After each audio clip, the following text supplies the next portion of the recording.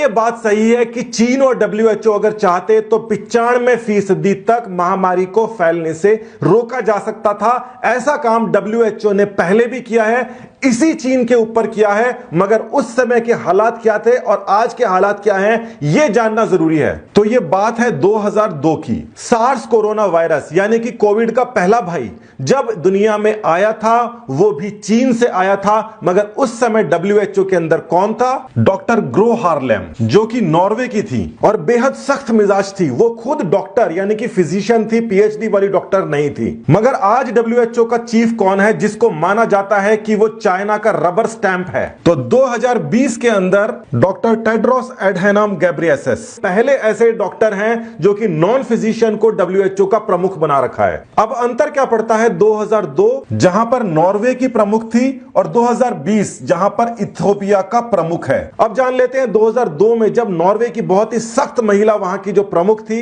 उन्होंने क्या किया? जैसे ही सार्स कोरोना वायरस फैला उन्होंने तुरंत अंतरराष्ट्रीय उड़ानों के ऊपर प्रतिबंध लगाया, चाइना से कड़े सवाल पूछे और अपने दम पर फैसला लिया, इस वायरस को फैलने नहीं दिया, जो कि अभी वाले का पहला वाला वर्जन था। यानी 2002 के अंदर आया था सार्स कोरोना वायरस और 2020 के अंदर भी दोबारा से कोरोना वायरस की एंट्री हो जाती है एक ही जगह से। ये वाला वायरस और ये वाला वायरस दोनों के दोनों फैले हैं चाइना से। 2002 के अंदर भी चाइना ने बोला था कोई बड़ी बात नहीं है, फ्लाइट्स मत रोको, मगर डब्ल्यूएचओ ने फ्लाइट्स रोकी थी, उनकी तारीफ हुई थी और चाइना को बैकफुट पर आना पड़ा था और इसी के बाद चाइना ने पूरी की पूरी गेम ही चेंज कर दिया। तो 2002 के अंदर जो बेहतरीन काम किया था नॉर्वे की लेडी ने, इनके कार्यकाल को खत्म होने के बाद में 2003 के अंदर कोरिया के बने। ये जो कोरियन मूल के डॉक्टर जी लॉन वुक जो डायरेक्टर जनरल थे, इनकी आकस्मिक मृत्यु हो जाती है। ये पहले वाले से भी ज्यादा तेज तर्रार और उसूलों के पक्के माने जाते थे। तो 2006 में बारी आई स्वीडिश मूल के डायरेक्टर जनरल की, मगर वो सिर्फ बची हुई गेंदें डाल रहे थे, इसलिए वो कुछ खास समय तक काम नहीं कर पाए। और अब एंट्री हो जाती है किन की? 2006 के अंदर ही हांगकांग के पास में डब्ल्यूएचओ की चाबी आ जाती है। डॉक्टर मार्गरेट चैन जो आती हैं हांगकांग से। हांगकांग है चीन का हिस्सा, वो चीन जिसने 2002 के अंदर सार्स फैलाया था, मतलब फैलने की बात हुई थी मगर उसके ऊपर एक्शन हुआ था। उसके बाद के अंदर 5 नहीं 10 साल तक डॉक्टर मार्गरेट चैन पूरे डब्ल्यूएचओ का प्रतिनिधित्व करती है। तो डब्ल्यूएचओ की कमान हांगकांग के बाद में अब इथियोपिया के अंदर आ जाती है। आप सोचोगे कि ये इथियोपिया जो है वो तो चीन का हिस्सा ही नहीं है, और चीन अपने इतने सारे वोट्स के जरिए टेड्रोस को, डॉक्टर टेड्रोस जो अभी वर्तमान के डब्ल्यूएचओ के प्रमुख हैं, उनको इतना सपोर्ट क्यों कर रहा है? ये जो डॉक्टर टेड्रोस हैं, इनके ऊपर यह भी आरोप है कि इन्होंने अपने कार्यकाल के अंदर इथियोपिया के अंदर इसी प्रकार की डिजीज को फैलने की जो खबरें थी उसको दबाया था। चोर चोर मौसेरे भाई। और ये जो फोटो है इसको देखकर आप खुशी का अंदाजा लगा सकते हैं कि डॉक्टर चैंग के बाद में जब डॉक्टर टेड्रोस आए थे तो वो कितनी खुश थी।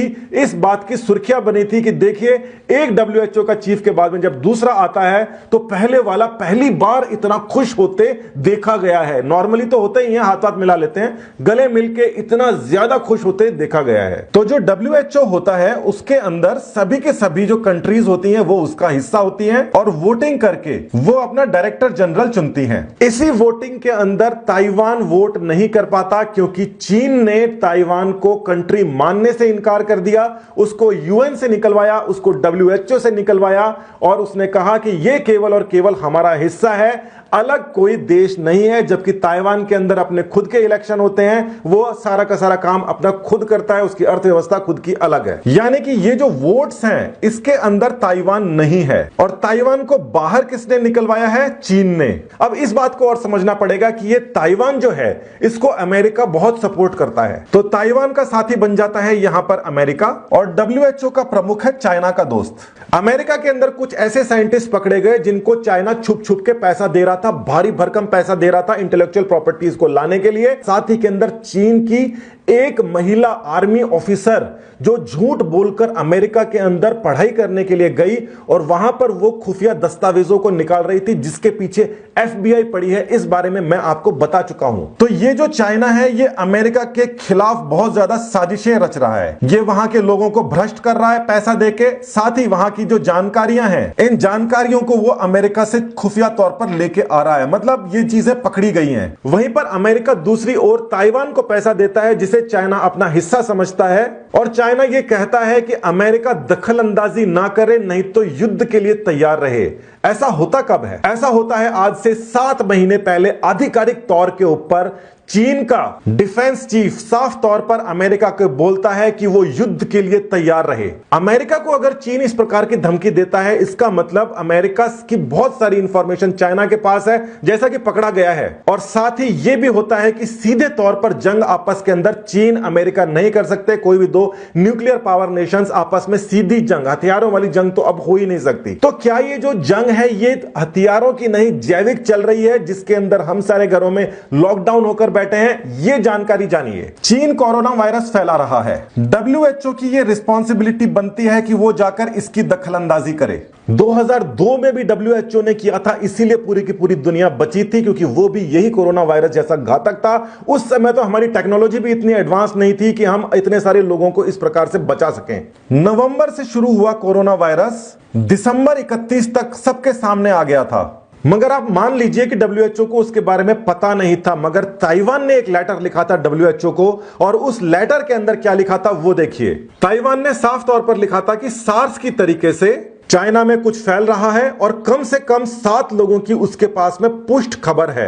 31 दिसंबर को ही चाइना को यह लिख दिया गया था ताइवान की तरफ से। अब WHO क्या कर रहा था और WHO क्या कर सकता था और WHO के पास में क्या विभाग है वो जानिए। तो 31 दिसंबर को ताइवान ने लेटर लिखा, और वो लेटर WHO को लिखा कि ये मामला गड़बड़ चल रहा है। WHO कोई छोटी मोटी संस्था नहीं है कि वहां पर कोई भी कुछ भी बोल दे और वो उसके ऊपर ध्यान ना दे।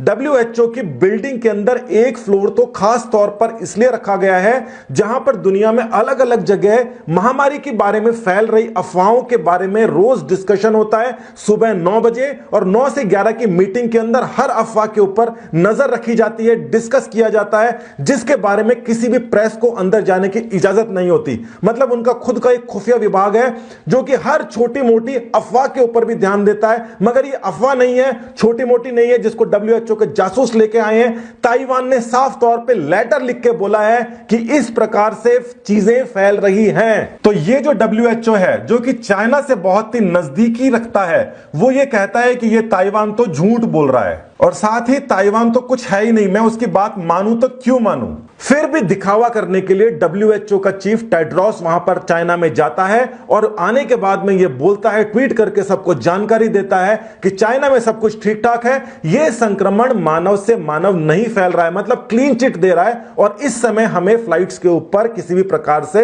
रोक लगाने की जरूरत नहीं है। मतलब फैलो वायरस फैलो। आज के समय में हमें पता है कि WHO ने झूठ पे झूठ बोले हैं, चाइना के साथ मिलकर बोले हैं, और चाइना इस समय लॉकडाउन में नहीं है। केवल और केवल WHO और चाइना पूरा मस्ती में है, और पूरा बाकी जो विश्व है वो इस समय पीड़ा के अंदर है। इस समय अमेरिका में इतने केस हैं जितने बाकी पूरी की पूरी दुनिया के अंदर है। यानी कि ऐसा लग रहा है जैसे अमेरिका को खास तौर पर टारगेट किया गया हो। शब्दों के जो फेरबदल है, जोलजाल है, उसके साथ में खेलने की जो कोशिश है, बेशर्म कोशिश है, उसको आप देखिए। WHO का प्रमुख ये कहता है कि कहीं पर भी हमें यह नहीं कहा गया कि संक्रमण मानव से मानव फैल रहा है। ताइवान वाले ने वापस वो लेटर दिखाया और वो बोला कि इस लेटर को ढंग से पढ़, अगर वहां पर निमोनिया के ऐसे लोग हैं जिनको आइसोलेट करके रखा गया है, उसका क्या मतलब होता है? अगर आइसोलेट करके रखा गया है, इसका मतलब तो यही होता है ना, मानव से मानव फैल रहा है, नहीं तो उसको ICU के अंदर बाकियों के साथ रखते। तो WHO और चाइना ने 95% से ज्यादा जो इस समय फैल रही है चीजें, उसका ये एकमात्र और एकमात्र चाइना दोषी है, और बहुत सारी कंट्रीज ये कह रही हैं। मगर चाइना को इससे फर्क नहीं पड़ता, वो पहले भी किसी बात का जवाब नहीं दिया करता था, और ऊपर से अब ये बोल रहा है कि हमने तो जितनी जानकारियां थी